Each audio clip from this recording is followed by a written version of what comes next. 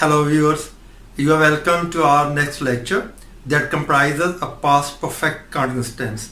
You know, past perfect continuous tense is the fourth aspect of the past tense. दोस्तों discuss करते हैं past perfect continuous tense के बारे में. First of all we will discuss its structure. सबसे पहले हम इसके स्ट्रक्चर के ऊपर बात करेंगे कि पास्ट परफेक्ट continuous tense का स्ट्रक्चर कैसे बनता है. ये पास्ट का चौथा टेंस है और लास्ट टेंस. सबसे पहले दोस्तों हम बात करेंगे इसके अफर्मेटिव सेंटेंस की. अफर्मेटिव यानी इसका मुस्बत फिक्रा. तो पास्ट परफेक्ट continuous tense का अफर्मेटिव सेंटेंस के लिए शुरू में आप सब्जेक्ट लगाएंगे. It doesn't matter whether the subject is the plural और द सिंगुलर. सब्जेक्ट कोई भी हो, वो सिंगुलर थर्ड पर्सन हो, फर्स्ट पर्सन हो, सेकंड पर्सन हो, प्लूरल हो, सिंगुलर हो, सभी के साथ आपको यहाँ पे हेल्पिंग वर्ब हैव की हैड यानी उसकी पास्ट पार्टिसिपल फॉर्म लगाना पड़ेगी. तो यहाँ पे दोस्तों सब्जेक्ट के बाद हम हैड लगाएंगे और साथ बीन और साथ वर्ब की फर्स्ट फॉर्म के साथ आईएनजी यानी ये प्रेजेंट पार्टिसिपल फॉर्म लगेगी. वर्ब की आई लगाएंगे. We, you, they, boys, he, she, it, one. कोई भी सब्जेक्ट आ जाए तो आप उसके बाद हैड और बाद में बीन और वर्ब की फर्स्ट फॉर्म के साथ आईएनजी. अगर इसके स्ट्रक्चर की बात की जाए तो यहाँ पे शुरू पे सब्जेक्ट आएगा. सब्जेक्ट कोई भी हो सकता है. बाद में हैड, बीन और वर्ब की फर्स्ट फॉर्म के साथ आईएनजी. बहुत ही सिंपल है, बहुत ही सादा है. शुरू में सब्जेक्ट, बाद में हैड बीन और बाद में प्रेजेंट पार्टिसिपल यानी वर्ब की फर्स्ट फॉर्म के साथ आईएनजी. और दोस्तों जैसे पहले मैंने आपको बताया है, ये जो हेल्पिंग वर्ब है ये डिफरेंट टेंसेस में डिफरेंट हेल्पिंग वर्ब्स का इस्तेमाल करते हैं. तो हेल्पिंग वर्ब के साथ हम यहाँ पे नॉट लगा देंगे तो वो बन जाएगा इसका मनफी फिक्रा यानी इसका नेगेटिव सेंटेंस. तो यहाँ पे दोस्तों नेगेटिव सेंटेंस के स्ट्रक्चर के ऊपर मैं बात करता हूं. सब्जेक्ट आएगा एज यूजुअल. ये जो सारे प्रोनाउंस हैं ये सब्जेक्ट की जगह लेंगे. इनमें से कोई एक, कोई भी नाउन हो, कोई भी प्रोनाउन हो, वो सब्जेक्ट की जगह पे शुरू में आएगा. बाद में हैड, इसके साथ नॉट और been reading. For example I had not been reading. मैं नहीं पढ़ता आ रहा था. You had not been reading. We had not been reading. She had not been reading. He had not been reading. तो ये स्ट्रक्चर बनेगा इसके नेगेटिव सेंटेंस का. हाँ अलबत्ता हैड और नॉट की कंट्रैक्टेड फॉर्म हम यहाँ पे हैडंट का भी इस्तेमाल कर सकते हैं, जो यूजुअली स्पोकन लैंग्वेज में और अमूमन रिटन लैंग्वेज में भी इसको हैडंट के साथ ही लिखा जाता है. तो subject hadn't been reading. For example, I hadn't been reading. We hadn't been reading. She hadn't been reading. He hadn't been reading. तो बात करते हैं अब इसके इंट्रोगेटिव सेंटेंस की, इसके सवालिया फिक्रे की. ये सवालिया फिक्रा कैसे बनता है? सवालिया फिक्रे में दोस्तों ये जो हेल्पिंग वर्ब हैड है इसको उठा के हम यहाँ पे सब्जेक्ट के शुरू में ले आएंगे. सब्जेक्ट के शुरू में हैड हेल्पिंग वर्ब, उसके बाद सब्जेक्ट और बाद में बीन. बीन अपनी जगह पे रहेगा. तो इस हैड को हम सब्जेक्ट के शुरू में ले जाएंगे. जैसे यहां पे मैंने लिखा है सब्जेक्ट के शुरू में हैड आ जाएगा. इसका इंट्रोगेटिव सेंटेंस बनाने के लिए सब्जेक्ट के बाद बीन लगाएंगे और वर्ब की फर्स्ट फॉर्म के साथ आईएनजी लगाएंगे. और अब बात करते हैं नेगेटिव इंट्रोगेटिव सेंटेंस की. सवालिया और मनफी दोनों का कॉम्बिनेशन. एज यूजुअल हैड शुरू में रहेगा. चूंकि पहले जो इंट्रोगेटिव सेंटेंस है और ये भी इंट्रोगेटिव सेंटेंस है तो दोनों में हैड शुरू में ही आता है.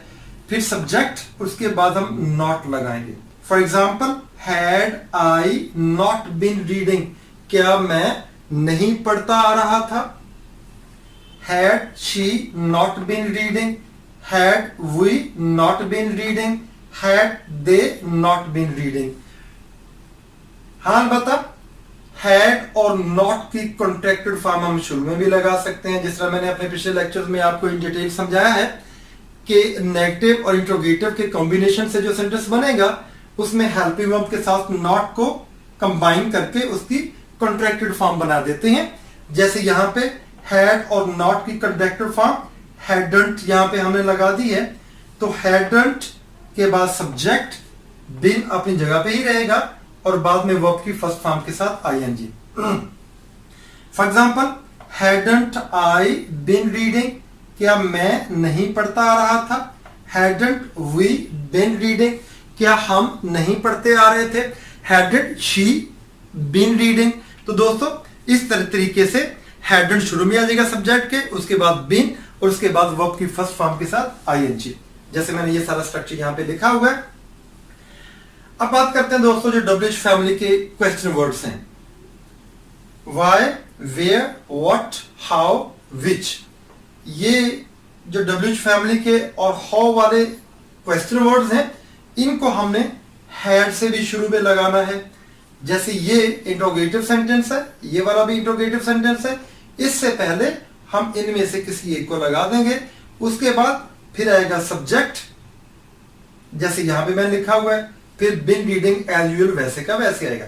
यानी ऑलरेडी जो इंट्रोगेटिव सेंटेंस है उससे पहले यहां पे हम वाई, वेयर, विच, व्हाट या शुरू पे लगा देंगे, जैसे ये वर्ड लिखे हुए हैं ये वाले। अलबत्ता ये जो हु और व्हाट है ये एज अ सब्जेक्ट एक्ट करते हैं, इनके लिए बाद में मजीद सब्जेक्ट लगाने की जरूरत नहीं है।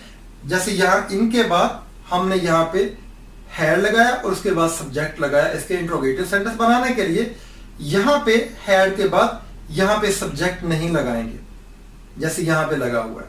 यहाँ पे ये सब्जेक्ट के बगैर ही सेंटेंस बनेगा, जैसे हु हैड बीन बॉदरिंग, यहाँ पे ऑब्जेक्ट लगेगा। फॉर एग्जाम्पल यहाँ पे मैं ही की ऑब्जेक्टिव फॉर्म हिम लगा देता हूं। अब इसे सेंटेंस बनाते हैं, who had been bothering him, उसे कौन परेशान करता रहा था। ऐसे ही अगर हिम की जगह पे हम कोई और ऑब्जेक्ट लगा देते हैं, फॉर एग्जाम्पल अस, वी की ये ऑब्जेक्टिव केस है, हु हैड बीन बॉदरिंग अस, हमें कौन परेशान करता रहा था। अब इसी तरह दोस्तों अगर व्हाट के साथ हम इंट्रोगेटिव सेंटेंस बनाएंगे, for example what had been bothering him, क्या चीज उसे परेशान कर रही थी। What had been bothering us, क्या चीज हमें परेशान कर रही थी। तो इस तरह ये ही की ऑब्जेक्टिव फॉर्म हिम और वी की ऑब्जेक्टिव फॉर्म अस जो है हमने यहाँ पे ऑब्जेक्ट जगह पे लगाई है। तो इस तरह हु और व्हाट के साथ इंट्रोगेटिव सेंटेंस बनेगा, क्योंकि जैसे मैंने पहले बताया हु और व्हाट के साथ मजीद सब्जेक्ट की यहाँ पे जरूरत नहीं है, चूंकि जब ये एज अ सब्जेक्ट एक्ट करते हैं तो फिर इनके बाद कोई दूसरा सब्जेक्ट नहीं आएगा, चूंकि ये बजाते खुद ही सब्जेक्ट के तौर पे काम करते हैं। इनके बाद हम हैड लगाएंगे हेल्पिंग वर्ब और बाद बीन और सेंटेंस का बाकी स्ट्रक्चर यानी वर्ब की फर्स्ट फॉर्म के साथ आईएनजी, और यहाँ पे ऑब्जेक्टिव केस लगेगा प्रोनाउन का, चूंकि यहाँ पे ये प्रोनाउन ऑब्जेक्ट की जगह पे आ रहा है। अब बात करते हैं व्हेन की। तो दोस्तों पास्ट परफेक्ट कॉन्टिन्यूअस टेंस में व्हेन का इस्तेमाल किसी पॉइंट ऑफ टाइम से हम लेते हैं, कब के मानों में। तो यहां इसके लिए हम फिर सिंस का इस्तेमाल करना पड़ेगा, चूंकि पास्ट परफेक्ट कॉन्टिन्यूअस टेंस में हम सिंस और फॉर का भी इस्तेमाल कर सकते हैं। जहां पे जरूरत पड़े वहां पे हम पॉइंट ऑफ टाइम और टाइम ड्यूरेशन के लिए हम सिंस और फॉर का इस्तेमाल कर सकते हैं। जैसे मैंने अपने पिछले लेक्चर में आपको बताया था, पास्ट परफेक्ट टेंस में बताया था, प्रेजेंट परफेक्ट टेंस में बताया था, प्रेजेंट परफेक्ट कॉन्टिन्यूअस टेंस में बताया था। मैं अपने पिछले लेक्चर में इन डिटेल इसके बारे में आपको बता चुका हूं। तो यहां पे फिर हम जब व्हेन का इस्तेमाल करेंगे तो फिर इससे पहले हम सिंस टाइम ड्यूरेशन के लिए, पॉइंट ऑफ टाइम के लिए सिंस को इस्तेमाल करेंगे। Since when had he been waiting, यहां पे सब्जेक्ट आएगा। Since when had he been waiting, वो कब से इंतजार करता रहा था। Since when had you been waiting, आप कब से इंतजार करते आ रहे थे। ऐसे ही मुख्तलिफ प्रोनाउंस के साथ डिफरेंट सेंटेंसेस बनते चले जाएंगे। अब दोस्तों बात करते हैं हाउ लॉन्ग की। हाउ लॉन्ग जो है ये भी टाइम ड्यूरेशन के लिए, वक्त के दौरानिए के लिए इस्तेमाल हम करते हैं सिंस और फॉर की जगह पे। तो यहां पे मैंने सेंटेंस एक लिखा है, how long had he been waiting for, ये सब्जेक्ट है ही। How long had he been waiting for, वो कितने अरसे से इंतजार करता आ रहा है। तो ये जो फॉर एंड पे है इसको हम शुरू में भी लगा सकते हैं, ये दोनों सेंटेंस को हम एक की जगह पे दूसरा सेंटेंस इस्तेमाल कर सकते हैं। जो फॉर प्रपोजिशन है इस हम हाउ के साथ इसको लगा सकते हैं। For how long had he been waiting, वो कितने अरसे से इंतजार करता चला रहा है। How long had he been waiting for, या for how long had he been waiting, एक ही सेंटेंस की दो शक्लें हैं। तो आप फॉर को एंड पे, चूंकि वेट के बाद प्रपोजिशन फॉर आती है तो ये ज्यादा बेहतर है कि हम इसको यहां पे इस्तेमाल करें। अब शुरू में भी इस्तेमाल कर सकते हैं। आई थिंक कि आप इसके स्ट्रक्चर को अच्छी तरह समझ गए होंगे कि किस तरह इसका अफर्मेटिव सेंटेंस बनता है और किस तरह पास्ट परफेक्ट कॉन्स्टेंस का नेगेटिव सेंटेंस बनता है और किस तरह पास्ट परफेक्ट कॉन्स्टेंस का नेगेटिव और इंट्रोगेटिव दोनों के कॉम्बिनेशन से एक सेंटेंस बनता है, और किस तरह डब्ल्यूएच फैमिली से डिफरेंट सेंटेंसेस बनते हैं और किस तरह हाउ लॉन्ग से डिफरेंट सेंटेंसेस बनते हैं। तो ये डिफरेंट सेंटेंसेस हैं जो पास्ट परफेक्ट कॉन्स्टेंस में इनका इस्तेमाल होता है, और मैं उम्मीद करता हूं कि आपको जरूर इसके स्ट्रक्चर की समझ आ चुकी होगी। तो फ्रेंड, अब हम बात करेंगे पास्ट परफेक्ट कॉन्स्टेंस का इस्तेमाल कहां कहां पे होता है। तो बहुत सिंपल बात है, इसका इस्तेमाल बहुत सिंपल है।